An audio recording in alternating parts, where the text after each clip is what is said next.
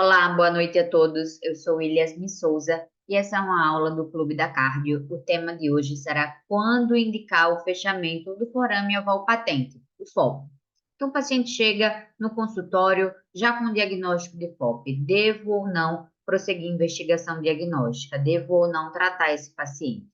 Ou até mesmo em que paciente investigar o forame oval patente, né? E como investigar, como realizar esse diagnóstico. Então, hoje discutirei aqui com vocês um pouco da anatomia e embriologia, a importância clínica, suas manifestações clínicas, focando principalmente no acidente vascular cerebral, o AVC, quando pesquisar, como diagnosticar, quais são os fatores de alto risco que o FOP pode apresentar para a embolia paradoxal e quando indicar o seu fechamento. Então, para começar, é fundamental que a gente entenda o que é o FOP. Então, o FOP nada mais é do que uma abertura entre o septo primo e o septo segundo. Na região da fossa oval, nós temos aí o início desse orifício, desse túnel, que vai permitir, principalmente aí na vida intrauterina, a passagem do sangue oxigenado que vem da placenta para passar preferencialmente do átrio direito para o átrio esquerdo e chegar na circulação sistêmica. Então, o FOP, ele é fisiológico e fundamental na vida intrauterina justamente por conta disso. Nos primeiros dias após o nascimento e até 2 anos de idade, esse FOP, esse túnel, ele pode se manter aberto. Mas, após os 2 anos, o esperado é que ele se feche por fusão entre esses dois septos. E por quê, né? Na vida intrauterina, o átrio direito tem pressão maior, mais elevada que o átrio esquerdo. Mas assim que o bebê nasce, quando os alvéolos são preenchidos de oxigênio, as arteríolas, elas se dilatam, são preenchidas de sangue, a queda da resistência vascular pulmonar, queda das pressões atriais direitas e, por conseguinte, aumento do retorno venoso para o átrio esquerdo pelas veias pulmonares, elevando a pressão do átrio esquerdo. Então, ao nascimento, as pressões do átrio esquerdo vão estar maiores e vão tender a fechar esse orifício, essa passagem, esse forame, e com o tempo vai haver a fusão entre esses dois septos. Quando isso não acontece, nós temos o forame oval patente ou o forame oval pérenne.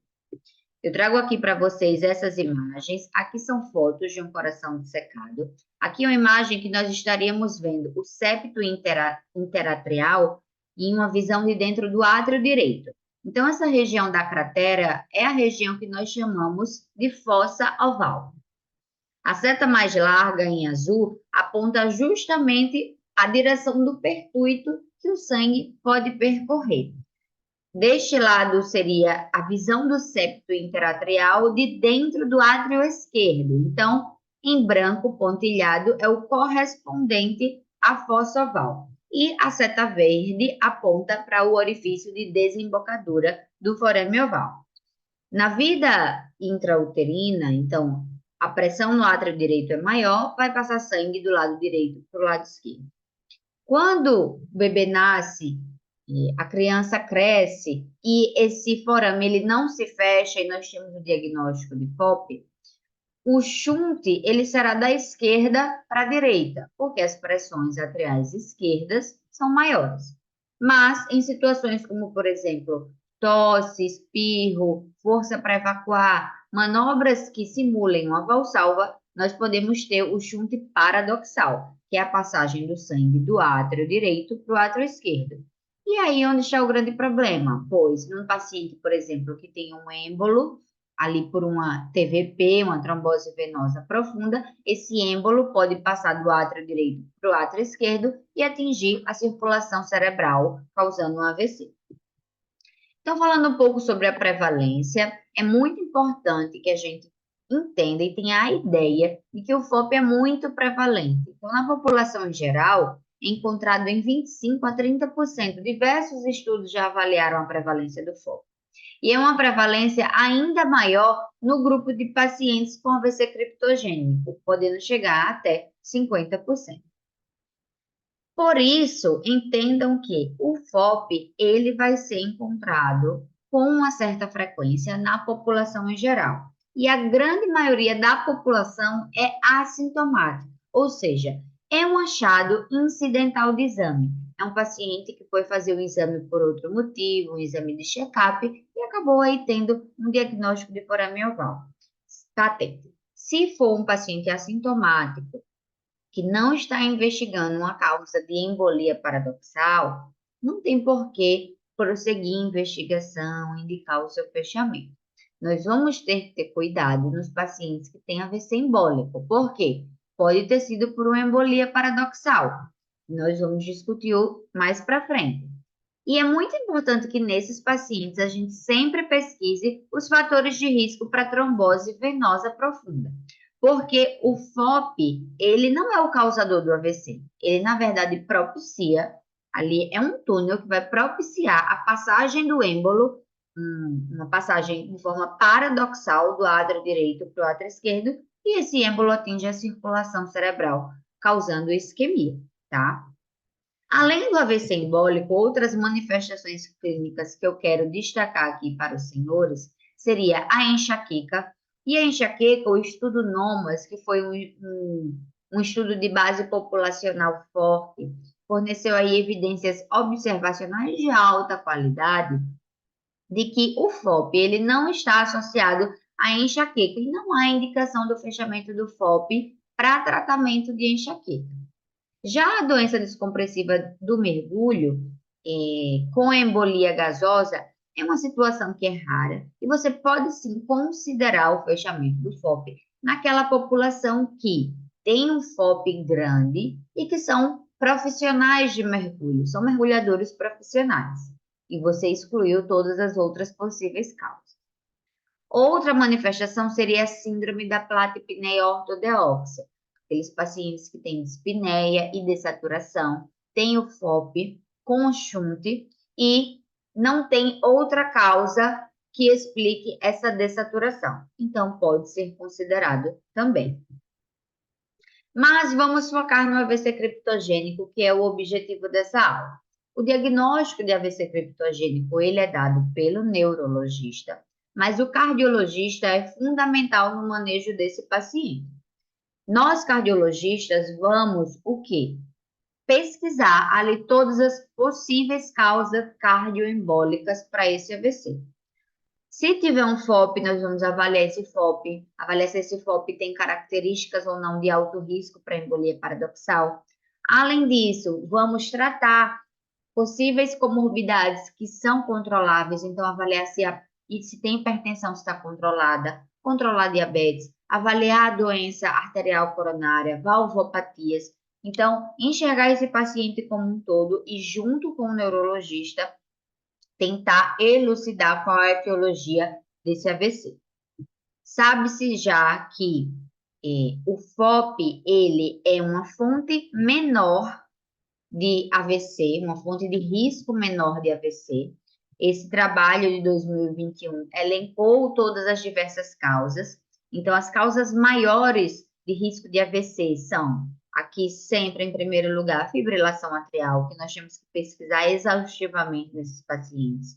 Infarto prévio, cardiomiopatias das mais diversas, massas cardíacas, tumores intracardíacos, lembrando aí do fibroelastoma, doença valvar reumática, como, por exemplo, a estenose mitral reumática, que é tão prevalente na nossa sociedade. Válvula protética, principalmente as mecânicas. Excluiu as causas maiores, aí é que a gente pensa em causas menores. FOP é uma causa menor, tá? Outras causas menores: estenose aórtica calcífica, prolapso de válvula mitral, calcificação do anel mitral. Então, os diversos estudos que já existem, eles são conflitantes em dizer que se há ou não relação entre FOP e AVC. Mas o que nós sabemos é que FOP é uma causa menor de AVC. Além disso, anteriormente, achava-se que os infartos embólicos tinham que ter padrão de imagem cortical. Hoje em dia sabe-se que não necessariamente esse padrão de imagem será cortical. e que não há um padrão de imagem aí específico para embolia para FOP, tá? O termo AVC criptogênico ele tem sido cada vez mais desencorajado o seu uso, porque ele engloba diversas causas de AVC, além daqueles AVCs que não tiveram a sua pesquisa etiológica completa. O termo mais indicado para utilizar atualmente é ESUS, do inglês Embolic Stroke of Unknown Source, que seria aí o AVC embólico não lacunar de causa indeterminada, que englobaria as 7 principais causas de AVC embólico, onde o FOP está entre uma delas, e vem aí para normatizar e agrupar melhor esses pacientes para que as pesquisas, os estudos, os trabalhos sejam feitos de forma melhor também. Por isso, em 2023, a Sociedade Americana de Ecocardiografia orientou que, nos pacientes com ESUS, o diagnóstico de fonte emboligênica ele tem que começar com ecotranstorácico.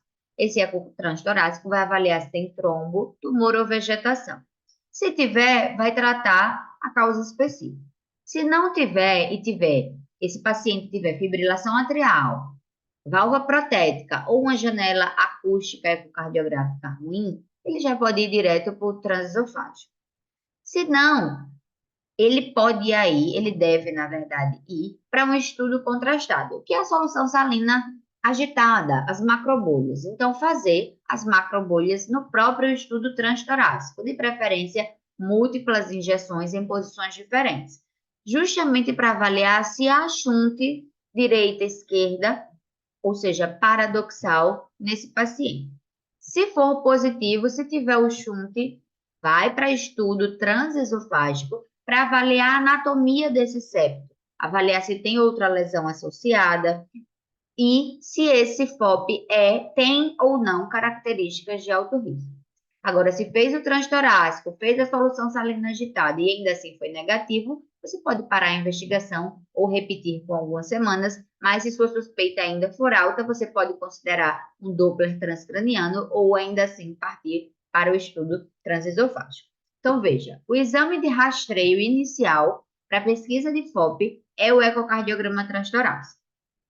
Quando nós pesquisamos no ecocardiograma transtorácico através do Doppler colorido, o FOP, sem manobra de valsalva e sem a solução salina agitada, esse exame tem uma sensibilidade baixa, de 46%, mas uma especificidade alta. Então, vejam aqui nas imagens, são imagens de um eco transtorácico com a janela subcostal, átrio direito, septo interatrial, átrio esquerdo e em vermelho o shunt aí da esquerda para a direita. Aqui, menorzinho, também o shunt da esquerda para a direita, tá? Mas, nesses pacientes, aqui, ok, foi positivo, mas eu posso ter um Doppler colorido que não evidencia, justamente porque a sensibilidade é baixa, e aí o ideal é que se faça o quê? Solução salina agitada e manobra de Valsalva, porque a sensibilidade e especificidade chega a 100%. Justamente porque a manobra de Valsalva no paciente acordado, ou seja, durante o estudo transtorácico, ela tem maior taxa de sucesso do que durante o esofágico, como nós vamos ver. E o exame será positivo quando houver a presença aí da solução salina agitada no interior do átrio esquerdo, dentro dos primeiros 3 a 5 batimentos, após a completa opacificação do átrio direito, tá? Quando tem a passagem das macrobolhas após o 5º batimento, a gente tem que pensar em malformação arteriovenosa. Então, eu trago aqui para os senhores essa imagem, um ecocardiograma transtorácico com o Doppler colorido, onde não evidenciamos o shunt através do Doppler colorido. Mas esse mesmo paciente, quando é realizada a solução salina agitada com manobra de Valsalva, tem aí a passagem das macrobolhas para dentro do átrio esquerdo, dentro dos 3 a 5 primeiros batimentos, sendo positivo para embolia paradoxal. Esse paciente ele tem que ir para o estudo transesofágico. O ecotransesofágico tem uma sensibilidade de 89% e especificidade de 91%. E ele sempre será necessário para descrever a anatomia desse FOP. Se esse FOP tem ou não características de alto risco, como eu vou mostrar para os senhores. Além disso, identificar outras lesões associadas. Como assim? pode vir aí um FOP associado a uma CIA, por exemplo, e será visto no ecotransesofágico. É importante ressaltar que até 10% podem ser falso negativo, ou seja, o paciente fez o transtorácico, fez as macrobolhas, houve passagem das macrobolhas durante a manobra de Valsalva no transtorácico, mas no transesofágico não houve a passagem das macrobolhas. Por que isso normalmente acontece? Porque a manobra de Valsalva com o paciente sedado é muito difícil. Pode ser que ela não seja efetiva. Então, o transesofágico, ele subestima a gravidade do chão, tá? Aqui eu trago para os senhores imagem de um ecocardiograma transesofágico. Essa imagem é a 60 graus. Eu tenho o átrio esquerdo, o septo interatrial e o átrio direito. Vejam que o septo interatrial balança livremente para o interior dos dois átrios. É um septo interatrial hipermóvel. A gente pode chamar também de movimento redundante do septo interatrial. Quando esse movimento vai para dentro de um dos dois átrios aí, acima de 10 milímetros ou acima de 15 milímetros, se somar para os dois lados, nós temos o que chamamos de aneurisma do septo interatrial ou septo interatrial aneurismático. Vejam que há o descolamento entre os dois septos. Melhor visto aqui nessa foto, imagem estática. Veja como descola. E ao Doppler colorido, aqui em azul, azul reflete o sangue que está se afastando do transdutor. Então, passando do átrio esquerdo para dentro do átrio direito. Então, a passagem de sangue evidenciada ao Doppler colorido. Essa outra imagem aqui filamentar hipermóvel que vocês veem é o que nós chamamos de válvula de Eustáquio, que é uma estrutura embrionária remanescente que servia justamente para ajudar a direcionar o sangue que vinha da veia cava inferior direto aí para o foco. Por isso que a válvula de Eustáquio proeminente ou até mesmo a rede de Chiari é uma característica de alto risco avaliada no ecotransesofágico, porque justamente se vier um êmbolo ele vai ajudar a direcionar esse êmbolo para um FOP e acontecer aí a embolia paradoxal. Aqui eu trago a imagem do mesmo paciente com a solução salina agitada sendo infundida e a passagem das macrobolhas para o átrio esquerdo. Aqui a imagem tridimensional, mostrando aqui para vocês o septo, essa tenda que balança, né? O septo com uma mobilidade aumentada. Essa imagem de um artigo do Jornal Americano da Sociedade de Ecocardiografia de 2023, que ela une aí várias imagens de ecotransesofágico e é muito interessante justamente para a gente perceber alguns conceitos. Então, avaliar se há passagem através do colo, sempre tentar enxergar o descolamento das lâminas, vê que no paciente em repouso, esse septo está deslocado para dentro do átrio direito, mas com a infusão da solução salina agitada, a gente precisa fazer a manobra de Valsalva, e essa manobra de Valsalva é efetiva quando há aí o rechaçamento, né, quando esse septo se desloca para dentro do átrio esquerdo. Então, a manobra de Valsalva só é efetiva quando isso acontece. E a necessidade de avaliar a infusão da solução salina agitada na incidência que você enxerga o descolamento entre as lâminas, tá? E aí vocês podem me perguntar, e o Doppler transcraniano, onde que ele entra? Em 2011, esse estudo avaliou justamente isso e foi visto que o ultrassom Doppler transcraniano tem uma sensibilidade de 97% e uma especificidade de 98%. Também é um bom exame. E foi comparado ao transtorácico e ao transesofágico, sendo todos eles utilizado o contraste, no caso do ecocardiograma, solução salina agitada, e também a manobra de Valsalva, tá? Então, em 2019, a Sociedade Europeia trouxe aqui essa orientação que ou você realiza o ecotrastorácico ou o Doppler transcraniano com a solução salina agitada. Se for negativo, você pode parar a investigação. Mas se qualquer um deles for positivo, ou se você ainda ficar com alta suspeita, você pode tentar fazer os dois ou passar já direto para um estudo transesofágico. E quais são as características de alto risco que esse septo pode apresentar?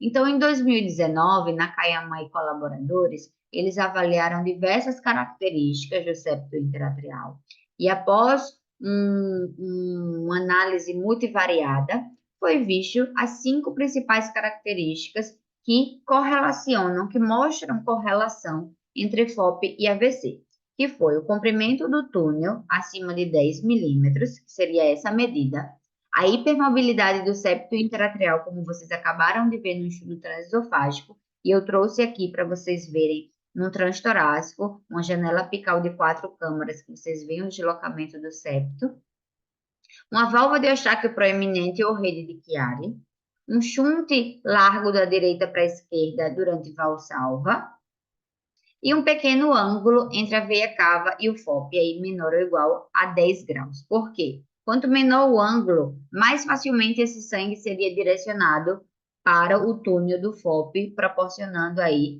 a possibilidade dessa embolia. E foi visto que um score maior ou igual a 2 pontos, então tem pelo menos 2 desses critérios, teria uma alta correlação para FOP, com a sensibilidade de 91% e especificidade de 80%. Os 2 principais critérios que foram vistos foi a hipermobilidade do septo e o shunt largo.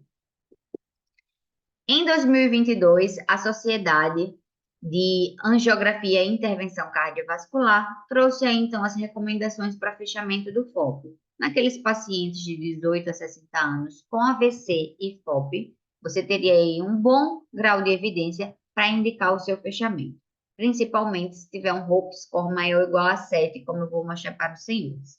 Naqueles pacientes com mais de 60 anos que tiveram AVC e têm FOP, você também poderia considerar, mas com um grau de evidência muito menor, tá?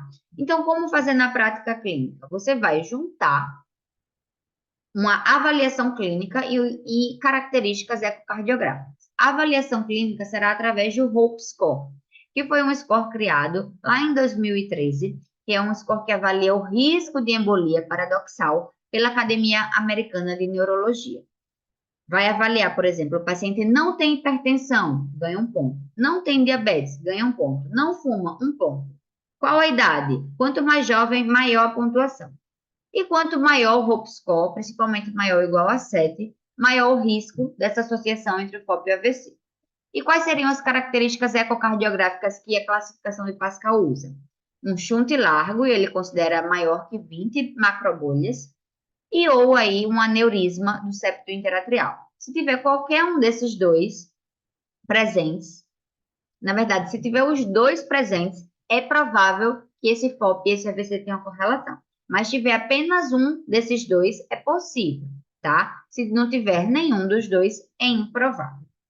E por isso que eu trago aqui para os senhores esse fluxograma que foi publicado em 2018 pelo Colégio Americano, que eu acho muito interessante, baseado nas evidências que temos, né, quando indicar o fechamento do FOP. Então, um paciente que tem menos que 60 anos, teve um AVC isquêmico e tem FOP. Para indicar o fechamento do FOP, você tem que excluir todas essas diversas causas. Avaliar a doença aterosclerótica, avaliar outras possíveis fontes cardioembólicas, as causas maiores que nós vimos. Então, desordens de hipercoagulabilidade, avaliar se a hipertensão está controlada, se o diabetes é controlado, se tem alguma doença autoimune. Pesquisar extensivamente fibrilação atrial, e eles indicam pelo menos 30 dias de pesquisa. Se há ou não endocardite, doença valvar severa. Excluído tudo isso, a gente pode pensar num FOP, considerando aqueles fatores de alto risco. O paciente teve histórico de tromboembolismo venoso ou teve uma predisposição a isso? Teve uma imagem de defeito ali cerebral multifocal? Tem um FOP com um shunt largo? Tem um aneurisma ou um septo hipermóvel? Tem uma válvula de Eustáquio proeminente ou uma rede de Chiari? Então, juntar todos esses fatores para, em sim, indicar o fechamento. Nós sabemos que hoje em dia o fechamento percutâneo, ele já tem aí bastantes estudos mostrando a sua eficácia e a sua segurança, tá? Então, para finalizar essa aula, eu trago 6 mensagens principais. Lembrem que a prevalência de FOP na população em geral é alta, ela pode chegar até 30%. Então, o diagnóstico de FOP, em sua maioria, será feito em pacientes assintomáticos, será um achado incidental, que não requer acompanhamento ou tratamento. Nos pacientes em pesquisa de AVC embólico, exclua as causas maiores. Pesquise extensivamente, a investigação completa é fundamental, principalmente aí um trabalho em conjunto do neurologista com o cardiologista. Solicite o ecocardiograma com macrobolhas para o rastreio inicial. Se houver o shunt, realizar o ecotransesofágico para definir a anatomia e os fatores de alto risco para embolia paradoxal. Utilize os scores clínicos, faça a classificação de Pascal. Se o paciente tiver menos que 60 anos, sem outra fonte causal aí para esse AVC embólico, um Volks com maior ou igual a 7 e ou um grande shunt ou aneurisma do septo interatrial, você pode considerar o fechamento do foco. Eu fico aqui, espero que tenham gostado. Qualquer dúvida, podem mandar aqui no chat que nós iremos responder. Peço que, se você gostou dessa aula, você curta, você siga o nosso canal para que nos ajude a crescer cada vez mais e trazer mais conteúdo para vocês. E que, se gostou, encaminhe para algum amigo.